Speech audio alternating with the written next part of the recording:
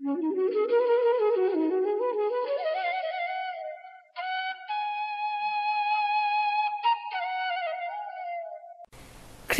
বাহন।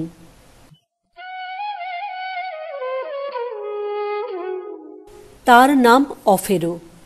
অমন পাহাড়ের মতো শরীর, অমন সিংহের মতো বল, অমন আগুনের মতো তেজ সে ছাড়া আর কারও ছিল না। বুকে তার যেমন সাহস, মুখে তার তেমনি মিষ্টি কথা। কিন্তু যখন তার বয়স অল্প, তখনই সে তার সঙ্গীদের ছেড়ে গেল। যাবার সময় বলে গেল, যদি রাজার মতো রাজা পাই তবে তার গোলাম হয়ে থাকব। আমার মনের মধ্যে কে যেন বলে দিচ্ছে, তুমি আর কারো চাকরি করো না, যে রাজা সবার বড়, সংসারে যার ভয় নাই, তারই তুমি খোঁজ করো।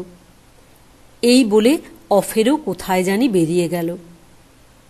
পৃথিবীতে কত রাজা, তাদের কতজনের কত ভয়, প্রজার ভয়, শত্রুর ভয়, যুদ্ধের ভয়, বিদ্রোহের ভয়, ভয়ে কেউ আর নিশ্চিন্ত নেই। এরকম হাজার দেশ ছেড়ে ছেড়ে অফেরো এক রাজ্যে এলো। সেখানে রাজার ভয়ে সবাই খাড়া। চোরে চুরি করতে সাহস পায় না, কেউ অন্যায় করলে ভয়ে কাঁপে। অস্ত্রে শস্ত্রে সৈন্য সামন্তে রাজার প্রতাপ 10 দিক দাপিয়ে আছে। সবাই বলে রাজার মতো রাজা। তাই শুনে অফেরো তাঁর চাকর হয়ে রইল। তারপর কতদিন গেল, এখন অফেরো না হলে রাজার আর চলে না। রাজা যখন সভায় বসেন, অফেরো তাঁর পাশে খাড়া।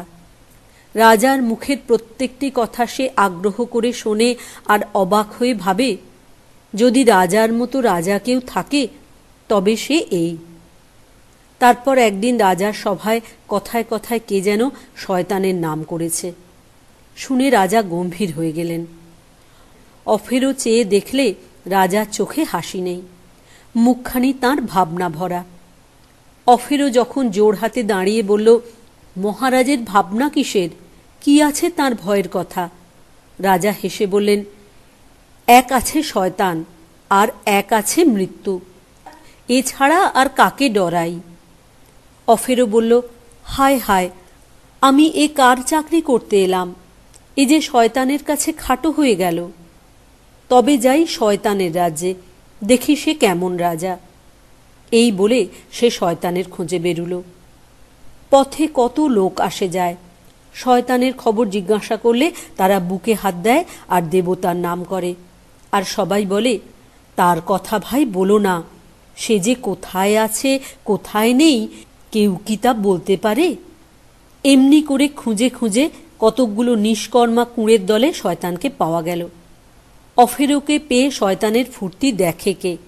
এমন চেলা সে আর কখনো পায়নি। শয়তান বলল, এসো এসো, আমি তোমায় তামাশা দেখাই, দেখবে আমার শক্তি কত। শয়তান তাকে ধনীর প্রাসাদে নিয়ে গেল। সেখানে টাকার নেশায় মত্ত হয়ে লোকে শয়তানের কথায় ওঠে বসে। গরিবের ভাঙা কুঁড়ের ভিতরে গেল। সেখানে এক মুঠো খাবার লোভে পেটের দায়ে বেচারীরা পশুর মতো শয়তানের দাসত্ব করে। লোকেরা সব চলছে ফিরছে, কে যে কখন ধরা পড়ছে কেউ হয়তো জানতে পারে না। সবাই মিলে মারছে, কাটছে, কোলাহল করছে, শয়তানের জয়। সব দেখে শুনে অফেরোর মনটা যেন দমে গেল। সে ভাবল, রাজা সেরা রাজা বটে, কিন্তু আমার তো কই এর কাজেতে মন লাগছে না। শয়তান তখন মুচকি মুচকি হেসে বললে, চলো তো ভাই, একবারটি এই শহর ছেড়ে পাহাড়ে যাই। সেখানে এক ফকির আছেন, তিনি নাকি বেজায় সাধু। আমার তেজের সামনে তাঁর সাধুতার দৌড় কতখানি তা একবার দেখতে চাই। পাহাড়ের নিচে রাস্তায় চৌমাথায় যখন তারা এসেছে, শয়তান তখন হঠাৎ কেমন ব্যস্ত হয়ে থমকিয়ে গেল। তারপর বাঁকা রাস্তা ঘুরে তড়বড় করে চলতে লাগল। অফেরো বললে, আরে মশাই, ব্যস্ত হন কেন? শয়তান বললে, দেখছো না ওটা কি? অফেরো দেখল একটা ক্রুশের মতো কাঠের গায়ে মানুষের মূর্তি আঁকা।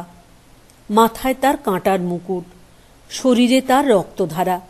সে কিছু বুঝতে পারল না। শয়তান আবার বলছে, দেখছো না ওই মানুষকে? ও যে আমায় মানে না, মরতে ডরায় না। বাবারে, ওর কাছে কি ঘেঁষতে আছে? ওকে দেখলেই তফাৎ-হটি। বলতে বলতে শয়তানের মুখখানা চামড়ার মতো শুকিয়ে এলো। তখন অফেরও হাঁপ ছেড়ে বললে, বাঁচালে ভাই, তোমার চাকরি আর আমায় করতে হলো না। তোমায় মানে না, মরতেও ডরায় না, সেই জনকে যদি পাই তবে তারই গোলাম হয়ে থাকে। এই বলে আবার সে খোঁজে বেরুল। তারপর যার সঙ্গে দেখা হয় তাকেই সে জিজ্ঞাসা করে, সেই ক্রুশের মানুষকে কোথায় পাব? সবাই বলে, খুঁজতে থাকো, একদিন তবে পাবেই পাবে। তারপর একদিন চলতে চলতে সে এক যাত্রী দলের দেখা পেল। গায়ে তাদের পথের ধুলা। হাঁটতে হাঁটতে সবাই শ্রান্ত, কিন্তু তবু তাদের দুঃখ নাই। হাসতে হাসতে গান গেয়ে সবাই মিলে পথ চলছে। তাদের দেখে অফেরোর বড় ভালো লাগলো। সে বললে, তোমরা কে ভাই? কোথায় যাচ্ছ? তারা বললে, ক্রুশের মানুষ যীশু খ্রিস্ট, আমরা সবাই তাঁরই দাস। যে পথে তিনি গেছেন সেই পথের খোঁজ নিয়েছি। শুনে অফেরও তাদের সঙ্গ নিল। সে পথ গেছে অনেক দূর। কত রাত গেল, দিন গেল, পথ তবু ফুরায় না। চলতে চলতে সবাই ভাবছে, বুঝি পথের শেষ নাই। এমন সময় সন্ধ্যার ঝাপসা আলোয় পথের শেষ দেখা দিল। ওপারে স্বর্গ, এপারে পথ, মাঝে অন্ধকার নদী। নৌকা নাই, কুল নাই, মাঝে মাঝে ডাক আসে, পার হয়ে এসো। অফেরও ভাবল, কি করে এরা সব পার হবে? কত অন্ধ, খঞ্জ, কত অক্ষম বৃদ্ধ, কত অসহায় শিশু, এরা সব পার হবে কি করে? যাঁরা বৃদ্ধ তাঁরা বললেন, দূত আসবে, ডাক পড়বার সময় হলে তখন তাঁর দূত আসবে। বলতে বলতে দূত এসে ডাক দিল। একটি ছোট মেয়ে ভুগে ভুগে রোগা হয়ে গেছে। সে নড়তে পারে না, বাইতে পারে না। দূত তাকে বলে গেল, তুমি এসো, তোমার ডাক পড়েছে। শুনে তার মুখ ফুটে হাসি বেরুল। সে উৎসাহে চোখ মেলে উঠে বসল। কিন্তু হায়, অন্ধকার নদী, অকুল তার কালো জল, স্রোতের টানে ফেনিয়ে উঠছে। সে নদী পার হবে কেমন করে? জলের দিকে তাকিয়ে তার বুকের ভিতরে দূর দূর করে উঠল। ভয়ে দু চোখ ঢেকে নদীর তীরে একলা দাঁড়িয়ে মেয়েটি তখন কাঁদতে লাগল। তাই দেখে সকলের চোখে জল এলো। কিন্তু যেতেই যখন হবে তখন আর উপায় কি? মেয়েটির দুঃখে অফেরোর মন একেবারে গলে গেল।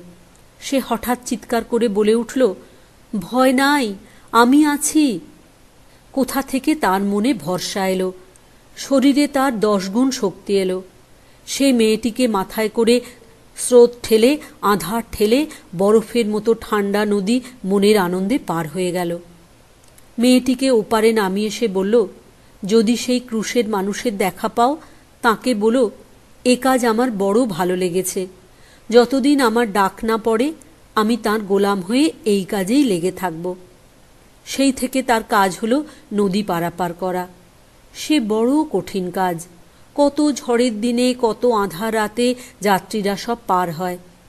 সে অবিশ্রাম কেবলই তাদের পৌঁছে দেয় আর ফিরে আসে। তার নিজের ডাক যে কবে আসবে তা ভাববার আর সময় নেই। একদিন গভীর রাত্রে তুফান উঠল। আকাশ ভেঙে পৃথিবী ধুয়ে বৃষ্টির ধারা নেমে এলো। ঝড়ের মুখে স্রোতের বেগে পথঘাট সব ভাসিয়ে দিল। হাওয়ার পাকে পাগল হয়ে নদীর জল ক্ষেপে উঠল। অফেরও সেদিন শ্রান্ত হয়ে ঘুমিয়ে পড়েছে।